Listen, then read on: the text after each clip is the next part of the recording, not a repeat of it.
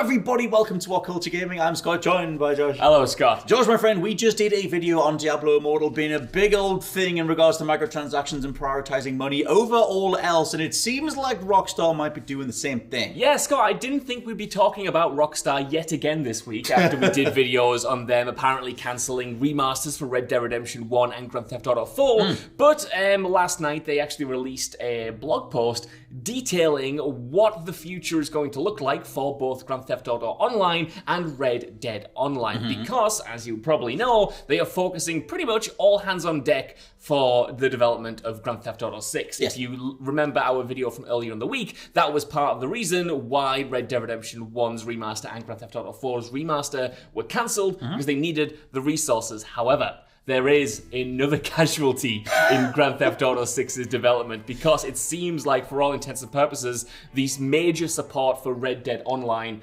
is pretty much done. It's dead. They have confirmed in this report that there aren't going to be any major content drops. They do say that they're going to still support it, but it's not going to be anything major going forward. I do have the quotes right now. They said, quote, "Over the past few years, we have been steadily moving more development resources towards the next entry in the Grand Theft Auto series, understanding more than ever the need to exceed players' expectations and for this next entry to be the best it can possibly be. And as a result, we are in the process of making some changes to how we support Red Dead Online. Alongside seasonal special events and experience improvements, plus other changes to enhance and maintain a healthy Red Dead Online environment, we plan to build upon existing modes and add new Telegram missions this year, rather than delivering major themed content updates like in previous years." So essentially, they're going to support it in the most bare minimum way possible. It's a telegram, but they didn't get the memo that people want Red Dead Online.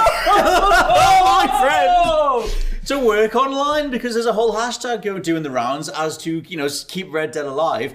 I was going to say, when you said before the idea of, they're going to be getting rid of stuff and it seems like they're going to be killing it, was Red Dead Online ever really alive? Well, this is the big question, because it seems like they pretty much fumbled the development of Red Dead Online right from the start. I know a lot of Red Dead Online players, including our very own Ewan Patterson, who I know was sensing a disturbance in the force when this came through last night, no doubt, who were always frustrated by the lack of clarity from Rockstar and the lack of a real roadmap in kind of any real substantial updates to that game. Obviously, it did get updates like this blog has mentioned, but it's never been supported on the level of GTA Online. GTA Online is very much, Rockstar's bread and butter at the moment, and what makes this news about Red Dead Online so brutal to me is that previously earlier in the blog, they talk about the things that are coming to GTA Online, they talk about the updates they're going to make, and even the fact that GTA 5 and GTA Online has a next-gen kind of remaster or port in Red Dead doesn't at all. That to me is telling that where this company's priorities lie. I have a whole thing with Red Dead and with the fact, we talk about this a whole bunch on the podcast and on various other videos that involve Rockstar and the future of Rockstar and where they're at as a company. Most of their main creatives in the last say 20 years, mainly Dan Houser, who was obviously a lead writer on the likes of Grand Theft Auto and Red Dead. I just wonder how much those decisions are easier to make without him being there anymore. Dude's left to try and make more games and start another game studio. Red Dead Redemption 2 has a lot, I think, of his thoughts on the industry and his thoughts on their Rockstar as a company in regards to, how the industry used to be a lot more extreme, a lot more over the top, and it would allow for the likes of Grand Theft Auto to exist in the way that it did. Red Dead 2 was all about the death of lawlessness and all that kind of stuff, and I just think there's a lot of him in there. And so it's that whole thing where maybe as he's left and the priority towards Red Dead has gone away internally, it's been super easy for them to just go, actually, Red Dead is just over here now, and that was largely him keeping that thing alive anyway. I mean, it honestly makes me upset because, like you said, we've talked a lot about Rockstar in the past, and specifically how they have moved from creating loads of different games to a handful of franchises. Yes. But now it seems like those handful of franchises are getting even more limited, right? If the support for Red Dead Online is just being mostly discarded, as it seems to be as per this blog post, to focus on GTA 6, it's at what point does Rockstar, considering all of the teams they have, just become like a GTA factory. And for as much as I'm looking forward to GTA 6, like I said in the previous news video we did earlier this week, like that's the thing that scares me. If something as successful as Red Dead that sells, tens of millions of copies, has this hardcore player base that's still playing online, doesn't get the same support as a Grand Theft Auto, and can easily be kind of like shut down without reaching its full potential, like this seems to be, that's when I kind of think, what's going on?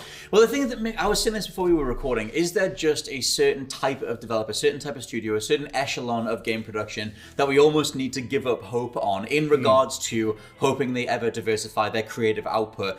Because you see the likes of Diablo Immortal, you see the likes of, it used to be Destiny under Activision as well, Call of Duty, just the general approach of something gets so big, like a GTA Online, that it quote-unquote doesn't make sense to siphon off creative teams and do other stuff when you could just keep putting the eggs in that basket over and over and over again. Not something I personally endorse. I would love to see Rockstar become more like they were in the 2000s, or allocate some of the money towards GTA Online to do a series of smaller titles with some of those creative people. But again, it points to why someone like Dan Houser left. I know they had previous altercations with the likes of Leslie Benzies and Laszlo Jones as well, who were all key figures in GTA over the years.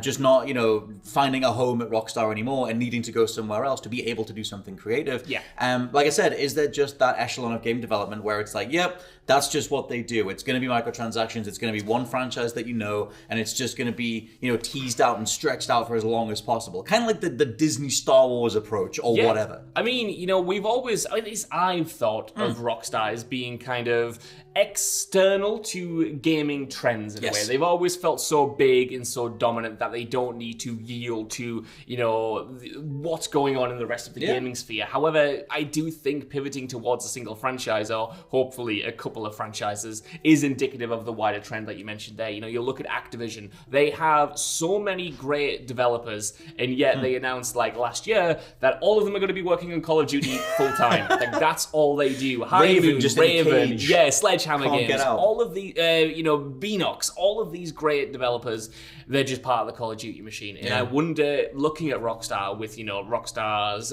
subsidiaries and all of the developers they have at their disposal that used to create Bully, that used to create Rockstar's Table Tennis.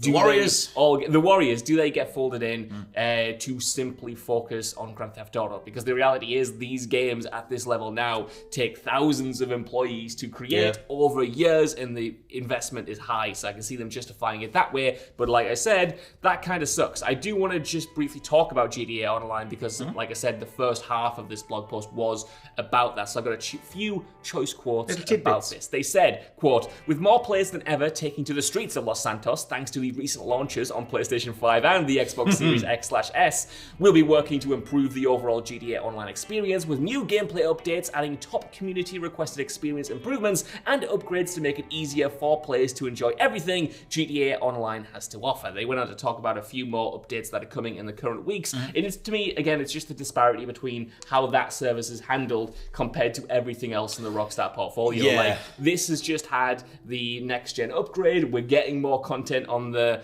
horizon, and it just makes me upset because this is what happens. Not to ramble forever and ever. It reminds me of what happens to Battlefront 2. Like that had this hardcore, dedicated player base. That game was still making money, and at a certain point, EA was like,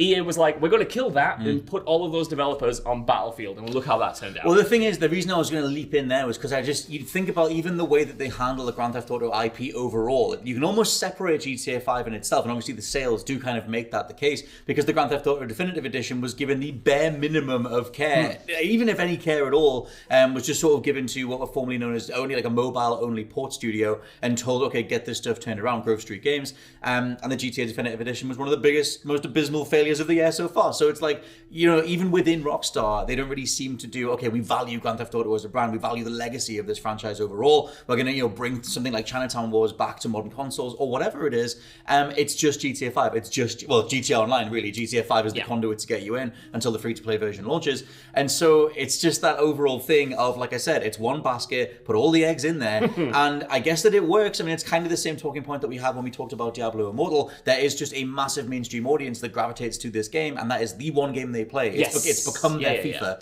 It's become their one thing they pick up, and that's what they put all their money into. Yeah. And that's fine, live however you want to live, but I think when there's a history to this particular dev, I just wish they did a little bit more. Yeah, it's just wishing that they did a little bit more, you know? Looking at some of the comments on the video that we did early in the week on the Red Dead remaster being cancelled, you know, some people were kind of pointing out that, like, look, like, why do you want these older things? Why don't you want the new things? And my answer to that is, why not both? Why can't we have GTA 6 alongside a healthy Red Dead Online? Why can't we have it alongside the remasters of the older games that are done, you know, to a high quality level? Like, they have so many talented developers, like I keep saying, and I just think there has to be a reality where we can have both. Maybe I'm being greedy.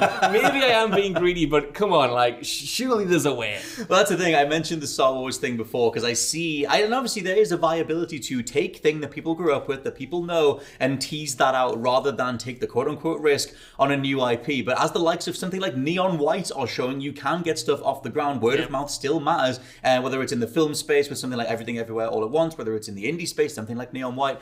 It just takes the marketing, the effort, the quality put in, and the word of mouth will do the rest. To bring it all back to Red Dead, as much as Red Dead Redemption 2 is one of the highest reviewed games of all time, that game's completion rate was always very, very small. It was like 27-28% of people got the completion trophy on PlayStation, and I wonder whether they do just take a step back and go, well, we might as well just move on from this, because quote-unquote there's not a big enough audience standing by it. And like I said before, in regards to Dan Houser and everything, people internally aren't making the case for it, and that's maybe why the cold hard reality of this business decision has just been made. It's a weird precedent to set, and I think when you set something in motion like a Red Dead Online, it needs that care and attention over time.